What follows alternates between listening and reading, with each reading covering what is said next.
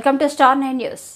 GHMC మాజీ floor leader స్వర్గీయ సింగిరెడ్డి శ్రీనివాసరెడ్డి వర్ధంతిని సైదాబాద్లో ఘనంగా నిర్వహించారు. సైదాబాద్ ప్రధాన రహదారిపై ఉన్న ఆయన విగ్రహానికి వివిధ పార్టీల నాయకులు, కార్యకర్తలు, కుటుంబ సభ్యులు పూలమాలలు వేసి నివాళులర్పించారు.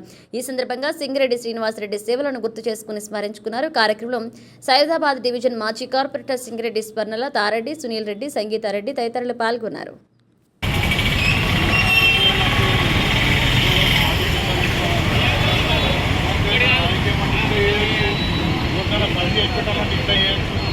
ధైర్యం కానీ పట్టా కానీ ఎంత దూరమైనా కానీ మనం అనుకుంటే ఎంత దూరమైనా పని చేసి పెట్టగలుగుతాం. ప్రోత్సాహం అనే ఒక రోల్ మోడల్ సిటీలో చాలామంది లీడర్లను చూసాం, కానీ ఈయన చేసినాక ఎవరు చేయలే.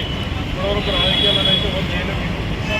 ఇప్పుడు అదే ఫాలో అవ్వాలని ప్రయత్నం చేస్తాం, కానీ అంత శక్తి అంత సత్తా అందరికీ రాదు.